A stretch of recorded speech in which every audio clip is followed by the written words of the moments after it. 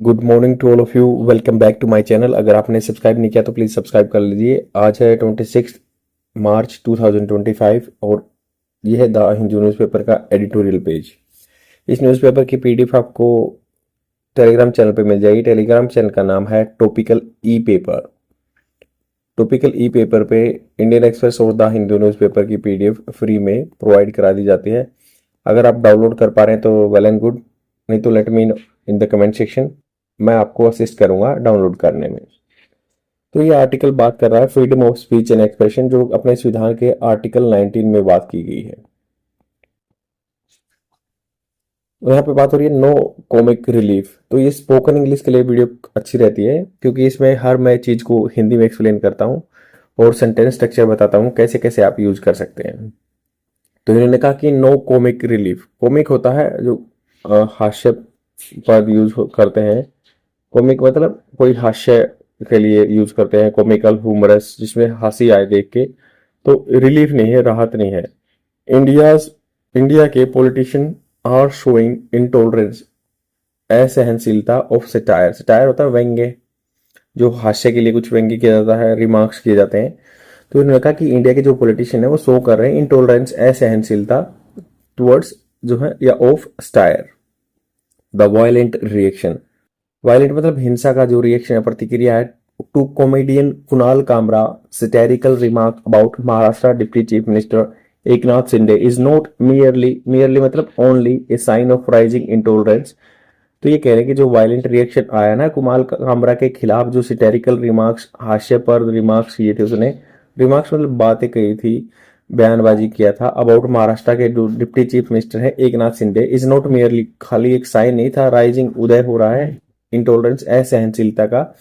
It also, यह indicate करता है, हाईलाइट करता है हाउ सच इंटॉलरेंस, कैसे जो ऐसा असहनशीलता है कैन एस्केलेट, बढ़ा सकती है beyond police cases into acts of vandalism. तो पुलिस केसेस तो आ ही सकते हैं, बट उसके आगे चल के क्या हो सकता है, वेंडलिज्म। वेंडलिज्म होता है जानबूझ के ऐसे एक्ट करना जो कि डिस्ट्रक्शन करने वाले हों, ध्वस्त करने वाले हों। वेंडलिज्म के एक्ट हो सकते हैं। ओपन इंटिमिडेशन या खुले तौर पर धमकी आ सकती है। एम्ड, एम्ड वर्ब की सेकंड फॉर्म है, पास्ट टेंस की बात है, क्योंकि ये इवेंट हो चुका है। तो ये था एट असर्टिंग पॉलिटिकल डोमिनेंस।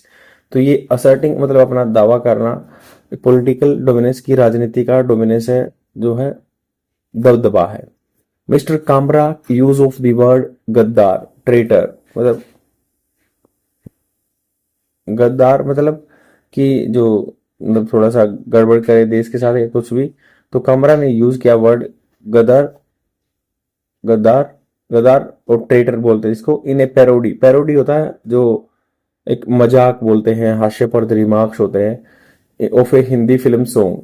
तो ये नकल की इन्होंने हिंदी फिल्म सॉन्ग का वर्ड यूज किया गद्दार, और ट्रेटर होता है जो उसने यूज किया हिंदी फिल्म सॉन्ग का। सीमिंगली मतलब ऐसा प्रतीत हुआ कि टारगेटिंग एन अननेम्ड, बिना नाम का पॉलिटिशियन राइज, जो पॉलिटिकल राइज हुआ।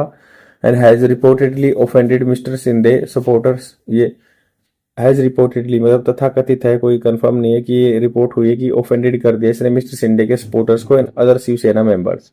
इन्हें बिजार एक्ट, बिजार होता है विचित्र, विचित्र act of misplace retaliation. Retaliation होता है प्रतिशोध, बदल लेना, मतलब आपको किसी ने उकसाया तो आप रिटालिएशन करेंगे।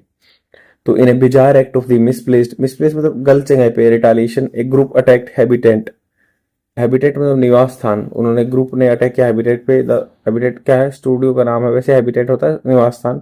The studio where mister Kamra had perform, ये परफॉर्म कर चुके थे, पास्ट टेंस में है। तो इन्होंने परफॉर्म किया था जहां पे। An attempt to impose vicarious liability, vicarious liability होता है कि उस पे डाली जाएगी रिस्पॉन्सिबिलिटी, मतलब जो काम करने वाला जो था उसी पे, मतलब जो परफॉर्म किया उन पे रिस्पॉन्सिबिलिटी डाल दी। On the venue instead of artist. तो इन्होंने कहा कि जो विकैरियस रिस्पॉन्सिबिलिटी ये परफॉर्म किया है तो उस पर नहीं डाली, बट जिसका स्टूडियो था उस पर डाल दिए। Attempt to impose vicarious liability on the venue instead of artist, कलाकार की बजाय जो वेन्यू जगह थी जहां पे इवेंट हुआ था उस पर डाल दी वाइकेरियस लाइबिलिटी या रिस्पॉन्सिबिलिटी बोलते हैं। द मुंबई पुलिस बुक्ड, मतलब बुक्ड उन्होंने पकड़ लिया था मिस्टर कामरा को अंडर प्रोविजन ऑफ द भारतीय न्याय संहिता, क्योंकि अभी जो इंडियन पिनल कोड है उसका नाम चेंज हो गया है, भारतीय न्याय संहिता 2017 से हुआ था, 2024 से हुआ था, related to the promoting enmity. जो क्या ये किस केस में लिया कि जो संबंधित था प्रमोट करना, बढ़ाना एनमिटी जो दुश्मनी है, एंड कॉजिंग पब्लिक मिसचीफ, और ये कारण बने पब्लिक आम जनता के मिसचीफ का धोखा जो है, एज वेल एज डिफेमेशन, और इसके साथ बेइज्जती करना। डिफेमेशन होता है बेइज्जती करना। हाउएवर, हालांकि इट इज वेल एस्टैब्लिश, ये एस्टैब्लिश बात है कि दैट डिफेमेशन चार्जेस, जो बदनामी करने वाले चार्जेस है ना, कैन ओनली बी इनिशिएटेड, इनको इनिशिएट किया जा सकता है बाय द एग्रीव्ड पार्टी, जो मतलब जिसको दिक्कत हो, जैसे शिंदे जी कर सकते थे, and not by the police, police नहीं कर सकती है। In a now in a now familiar display, familiar मतलब जो जिससे सब जानते हैं, डिस्प्ले मतलब प्रदर्शन ऑफ पावर बीइंग वेपनाइज्ड। तो ये क्लियर दिख रहा है कि ये प्रदर्शन हो रहा है जो पावर का, उसको वेपनाइज, इसको एज ए वेपन की तरह यूज हो रहा है।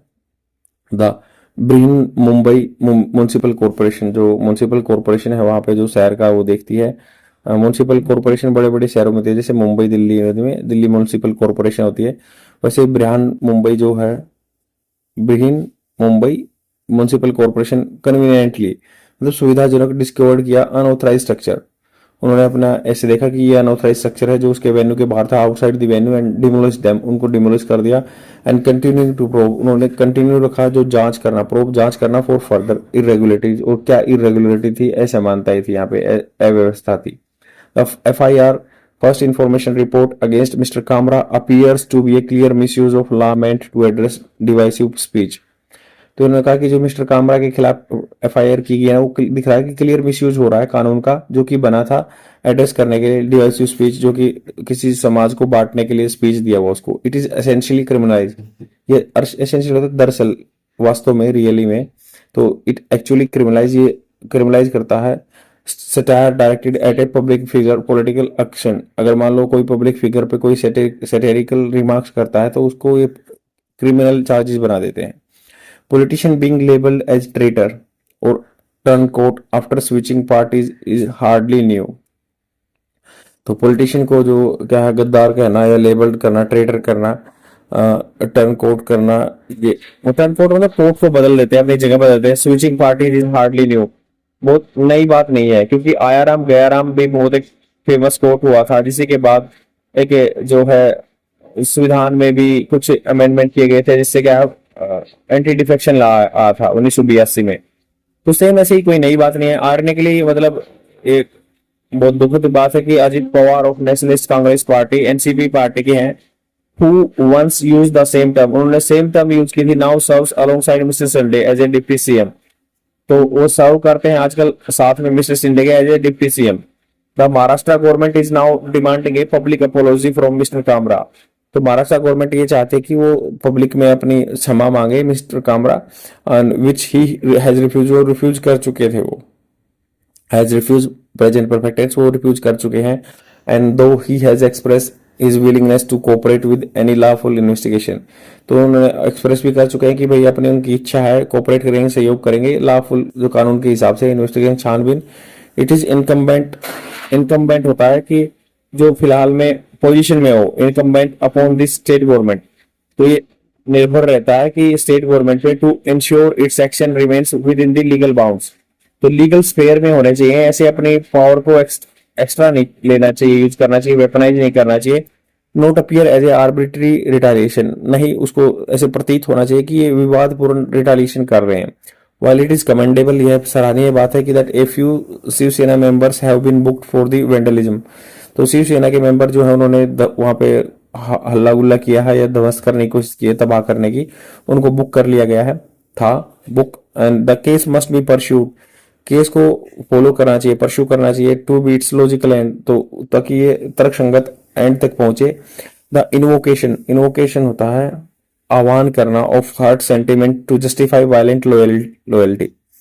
तो आह्वान करना मतलब किसी कानून का यूज करना, हार्ट के दिल के जो सेंटिमेंट है, टू जस्टिफाई वायलेंट, जो हिंसा हुई है, बोल रहे हैं कि आदमी के सेंटिमेंट को उसको जस्टिफाई कर रहे हैं।